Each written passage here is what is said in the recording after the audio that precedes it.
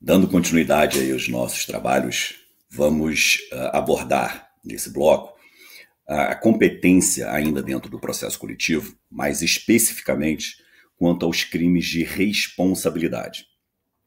E aqui, para que a gente possa desenvolver a ideia de crime de responsabilidade, é imprescindível traçar uma distinção entre dois tipos de crimes de responsabilidade. E isso é fundamental, porque eu percebo, e isso é muito fácil de notar, que as pessoas confundem um pouco o que são as infrações penais qualificadas juridicamente como crimes de responsabilidade daquilo que é efetivamente o crime de responsabilidade.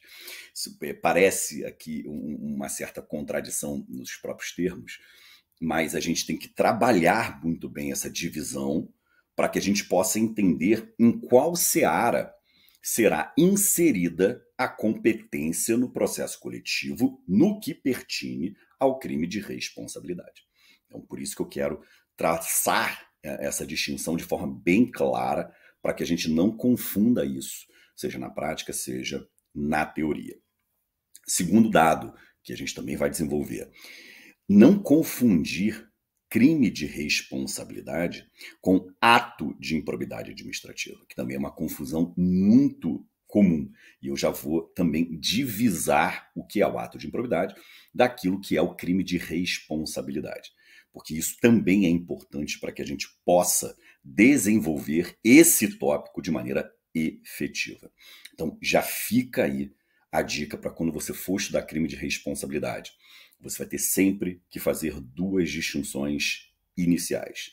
Crime de responsabilidade enquanto infração penal e enquanto infração política. 2, crime de responsabilidade e ato de improbidade administrativa. Fechou? Então vamos lá. Para que a gente possa desenvolver esse tema de forma profícua, primeiro eu quero que vocês façam referência a duas regras normativas que a gente vai usar aqui como orientação. A primeira regra normativa é a Lei 1079 de 50. Então, esse é o primeiro marco normativo que a gente vai trabalhar. Segundo marco normativo, Decreto-Lei 201/67. Então, vamos lá. Lei 1079 de 50, Decreto-Lei 201/67. Esses dois marcos normativos, eles são importantes sob três aspectos. Primeiro aspecto, esses dois marcos normativos nos indicam o procedimento que será aplicável ao processo de crime de responsabilidade. 2, nos informam quais são as sanções decorrentes da prática do crime de responsabilidade. E 3, nos informam também qual é o tipo de julgamento que será realizado no crime de responsabilidade. Ok? Então eu vou trabalhar esses dois marcos normativos no que pertine ao processo coletivo, por óbvio, que esse é o nosso objeto aqui. Então, fixado esse marco normativo, a gente vai desenvolver mais à frente as questões que são fundamentais. Fechado? Então vamos lá. Esses dois marcos normativos, Decreto-Lei 201/67 e Lei 1079 de 50, trazem os crimes de responsabilidade que são praticados ou praticáveis, como queiram, pelos agentes políticos. Então, os crimes de responsabilidade desses dois marcos normativos são aqueles praticados pelos agentes políticos. Pois bem, esses crimes de responsabilidade de tais marcos normativos já indicados são, na verdade, infrações político-administrativas. Vejam, não são fatos penalmente típicos. Ou seja, eu não estou trabalhando com crime na sua essência. Por isso que se chama de crime de responsabilidade próprio.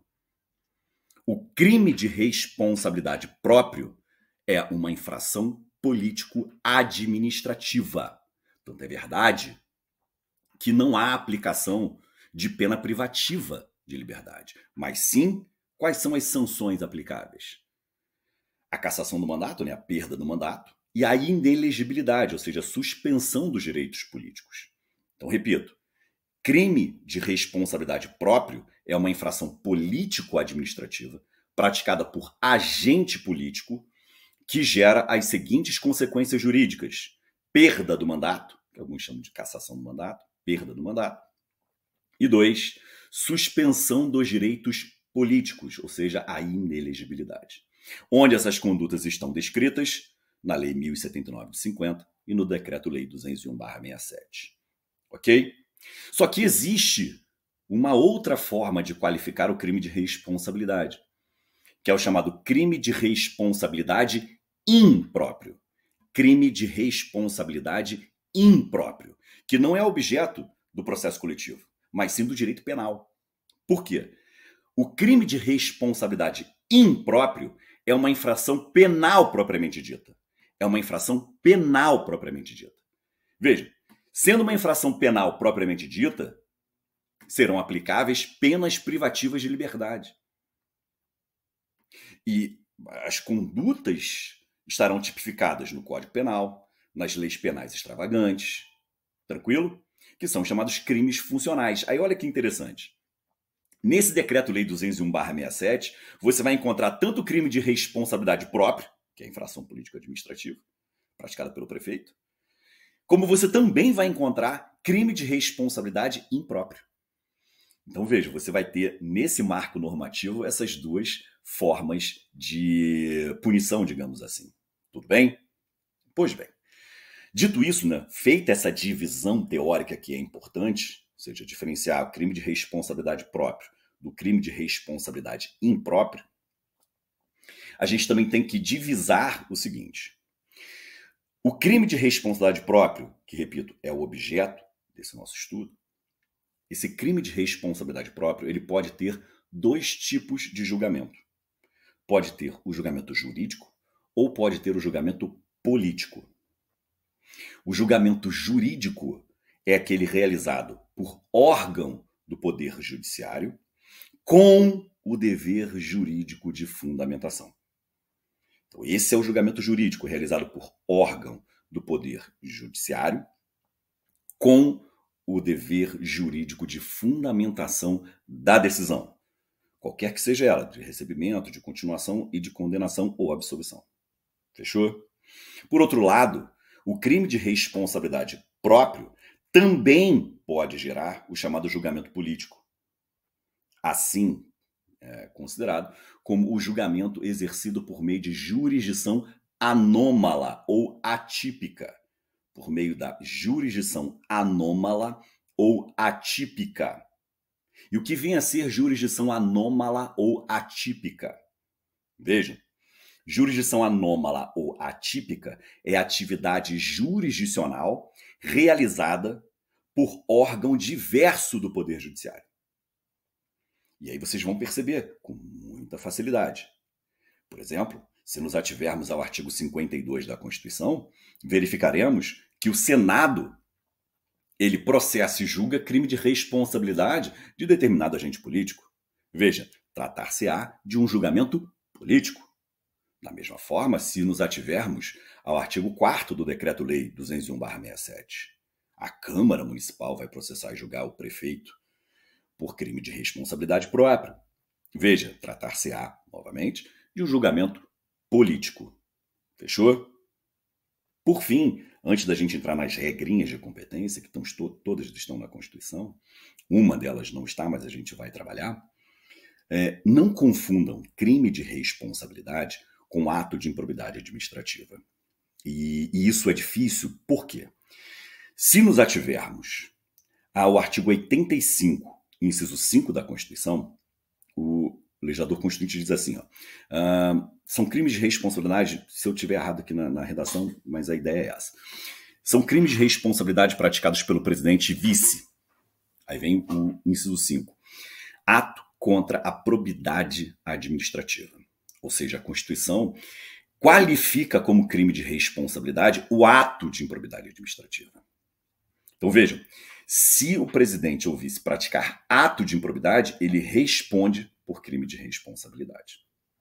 Aí essa é uma discussão que a gente vai tratar também na hora de trabalhar a competência na improbidade. Mas veja, o ato de improbidade já é qualificado juridicamente como crime de responsabilidade. Da mesma maneira, você vai encontrar a redação semelhante no artigo 9º da Lei 1079 de 50. Artigo 9º da Lei 1079 de 50. Você vai ver lá que esse artigo 9º também fala a mesma coisa, que constitui crime de responsabilidade, ato contrário à probidade administrativa. Então, perceberam o problema? A partir do momento que o legislador nos informa que ato de improbidade administrativa já é crime de responsabilidade, surge a discussão. Qual vai ser a competência para processo e julgamento desse ato de improbidade praticado pelo agente político? Ato este que a lei, ou seja, não só a Constituição, como também a Lei 1079, já qualifica como sendo crime de responsabilidade. Entendeu a ideia? Então, sendo o agente político punível por crime de responsabilidade, ele deveria seguir o procedimento do crime de responsabilidade. Não sendo crime de responsabilidade, você vai aplicar a lei de improbidade administrativa. Ok? Tranquilo até aqui, mas a gente ainda vai desenvolver melhor esse tema. Quero só que vocês tenham essa ideia de que ato de improbidade administrativa é crime de responsabilidade. Fechou? Pois bem. Quais são as regras de competência, portanto, no crime de responsabilidade? Quais são as regras de competência? Bom, como eu falei para vocês, a gente pode se deparar com um julgamento jurídico ou com o julgamento político. Vai depender de qual foi o agente político que praticou o ato. Tranquilo? Então vamos lá. Primeiro órgão que a Constituição nos indica como tendo competência para processo e julgamento no crime de responsabilidade é o Senado. O Senado. Basta você olhar o artigo 52, incisos 1 e 2 da Constituição. Artigo 52, incisos 1 e 2 da Constituição. E aí você vai ver, tá lá, presidente da República, vice-presidente da República, ministros de Estado, comandantes da Marinha, Exército e Aeronáutica, ministros do Supremo Tribunal Federal, membros do CNJ e CNMP, PGR e AGU. Então, se esses agentes políticos praticarem crime de responsabilidade próprio, eles serão processados e julgados no Senado. Fechou? Pois bem. O Supremo Tribunal Federal também ostenta competência para processo e julgamento de crime de responsabilidade. Abram, por gentileza, no artigo 102, inciso 1, a linha C da Constituição. Artigo 102, inciso 1, a linha C da Constituição. Vocês vão ver lá. Membros dos tribunais superiores, do TCU e de missão diplomática de caráter permanente. Então, tribunais superiores, Tribunal de Contas, né, o TCU, e membros de missão diplomática de caráter permanente. É julgamento político ou jurídico? Jurídico. O STJ, de acordo com a Constituição, também ostenta competência para processo e julgamento do crime de responsabilidade. Abram, por gentileza, no artigo 105, inciso 1, a linha A da Constituição. E aí vocês vão encontrar lá desembargadores dos tribunais de justiça e do Distrito Federal, membros do TCE e do Distrito Federal, né, do Tribunal de Contas do Distrito Federal, os membros dos TRFs, TRTs e TREs, membros do MPU que oficiem perante os tribunais superiores. Então, vocês vão ver também na Constituição a possibilidade do STJ realizar esse julgamento jurídico. Outro exemplo de julgamento jurídico, TRF. Vocês vão abrir no artigo 108, inciso 1, a linha A da Constituição. Artigo 108, inciso 1, a linha A da Constituição. Quem que o TRF vai julgar? Juízes federais, da Justiça Militar, Justiça do Trabalho e membros do MPU que não oficiam perante os tribunais. TJ, você vai olhar o artigo 96, inciso 3 da Constituição. Então, no Tribunal de Justiça, também julgamento jurídico, vocês vão olhar o artigo 96, inciso 3 da Constituição.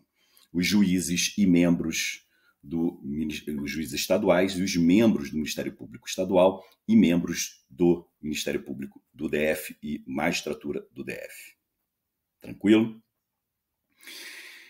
Também haverá o julgamento de crime de responsabilidade pela Câmara dos Vereadores. Pela Câmara de Vereadores. E aí vai ser um julgamento político. Porque, veja, de novo, a jurisdição anômala. Quem a Câmara dos Vereadores vai processar e julgar por crime de responsabilidade? Os prefeitos, isso está lá no artigo 4º do Decreto-Lei 201/67, e o presidente da Câmara Municipal, isso está no artigo 29A, parágrafo 3º da Constituição. Artigo 29A, parágrafo 3º da Constituição. E por fim, para a gente encerrar aqui esse bloco, por fim, vocês também vão ter que trabalhar a ideia do chamado Tribunal Especial, que foi referendado, foi ratificado pelo Supremo Tribunal Federal. O que é esse Tribunal Especial? Abram lá no artigo 78, parágrafo 3º da Lei 1079 de 50. Artigo 78, parágrafo 3º da Lei 1079 de 50. Olha só a armadilha que pode surgir aqui para vocês. Se o prefeito pratica crime de responsabilidade, ele é processado e julgado pela Câmara de Vereadores. Se o presidente pratica crime de responsabilidade, ele é processado e julgado pelo Senado. Qual seria a lógica nossa, né, de referência? Se o governador pratica governador e vice, praticarem crime de responsabilidade, seriam processados e julgados pela Assembleia Legislativa. Pois bem, o artigo 78, parágrafo 3º da Lei 1079 de 50, afirma que os governadores serão processados e julgados por um tribunal especial com 11 membros. Assim dispostos: 5 deputados estaduais que serão eleitos por seus pares, 5 desembargadores que serão sorteados e a presidência desse tribunal especial estará, né, sob a responsabilidade do presidente do Tribunal de Justiça. Tudo bem? E o Supremo Tribunal Federal referendou essa constitucionalidade. Fechado?